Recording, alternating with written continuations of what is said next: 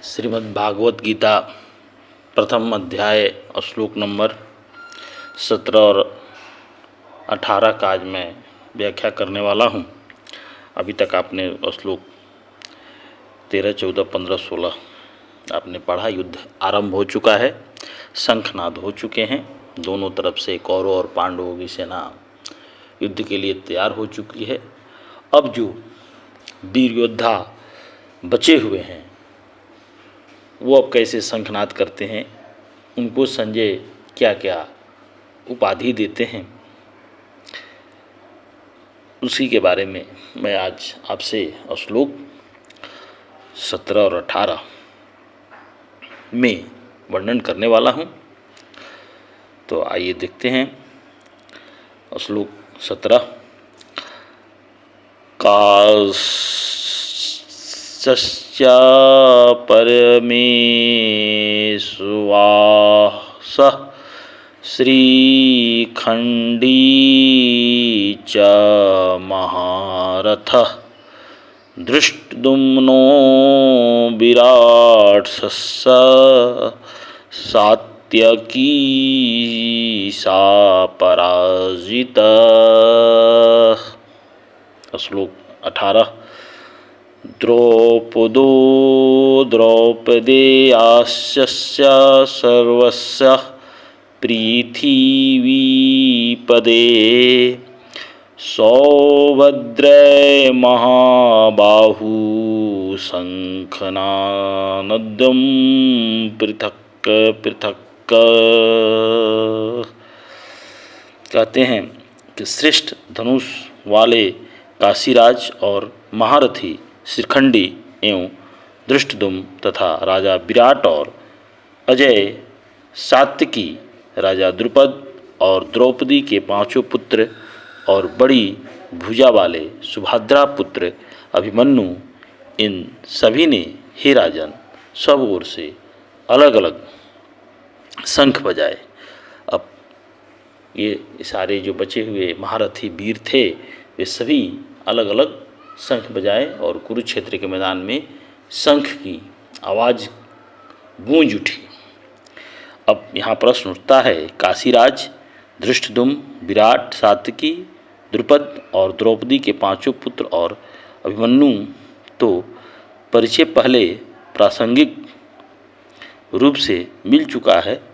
शिखंडी कौन थे और उनकी उत्पत्ति कैसे हुई? तो शिखंडी और धृष्टद्युम्न दोनों ही राजा द्रुपद के पुत्र थे। शिखंडी बड़े थे, धृष्टद्युम्न छोटे। पहले जब राजा द्रुपद की कोई संतान नहीं थी तब उन्होंने संतान के लिए आशुतोष भगवान शंकर की उपासना की थी। भगवान शिव जी के पसंद होने पर राजा ने उनसे संतान की याचना की। तब शिव जी ने कहा, तुम्हें एक कन्या प्राप्त होगी। राजा द्रुपद बोले, भगवान मैं कन्या नहीं चाहता हूँ, मुझे तो पुत्र चाहिए। इस पर शिव जी ने कहा, वह कन्या आगे चलकर पुत्र रूप में परिणित हो जाएगी। इस वरदान के फलस्वरूप राजा द्रुपद के घर कन्या उत्पन्न हुई। राजा को भगवान शिव के वचनों पर पूरा विश्वास था, इसलिए उन्होंने उसे पुत्र के रूप में प्रसिद्ध किया।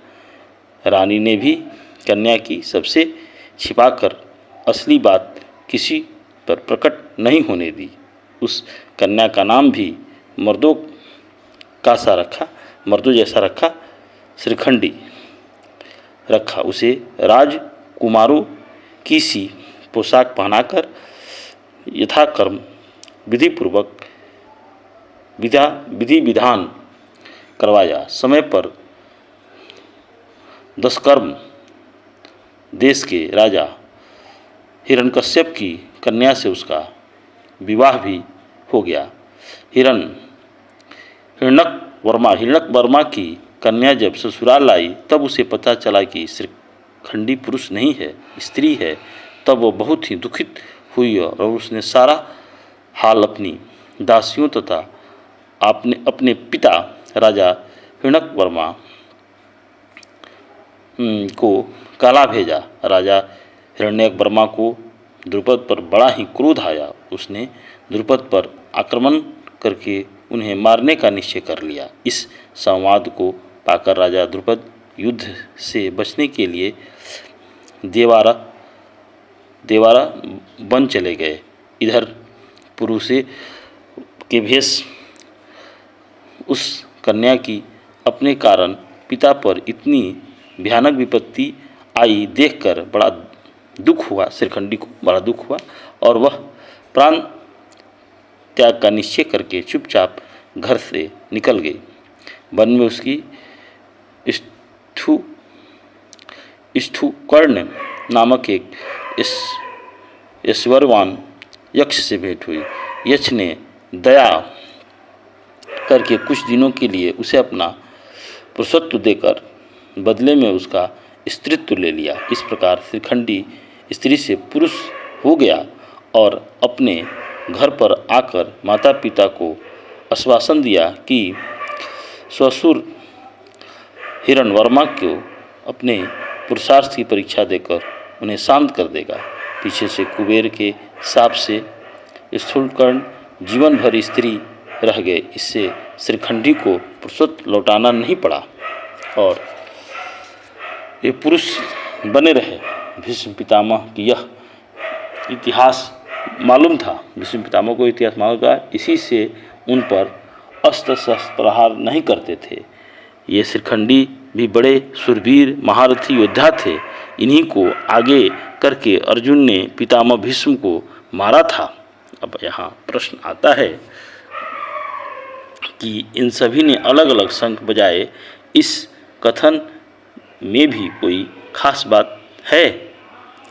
तो उत्तर में कहते हैं, सर्वस्व शब्द के साथ संजय यह दिखलाते हैं कि श्री कृष्ण पांचों पांडव और काशीराज आदि प्रधान योद्धाओं के जिनके नाम छिपे लिए गए हैं, अतिरिक्त पांडव सेना में जिनके जितने भी रथी महारथी और अतिरथी वीर थे, सभी ने अपने अपने शंख बजाए। यही खास बात है। इसमें अब कहते हैं, भगवान श्री कृष्ण और अर्जुन के पश्चात पांडव सेना के अन्य शूरवीरों द्वारा सब ओर शंख बजाए जाने के बाद कहकर अब उस शंखाध्वनि का क्या परिणाम हुआ वो अब अगले श्लोक में आपसे कहेंगे। और अब युद्ध प्रारंभ होने के चरण में है। भगवान श्री कृष्ण अर्जुन को गीता का उपदेश देते हुए ये सारी बातें बता रहे हैं और संजय भी उस उपदेश को सुनकर महाराज युधिष्ठिर से सारी बातें एक एक करके बता रहे हैं। इसलिए जय श्री कृष्ण, जय श्री कृष्ण।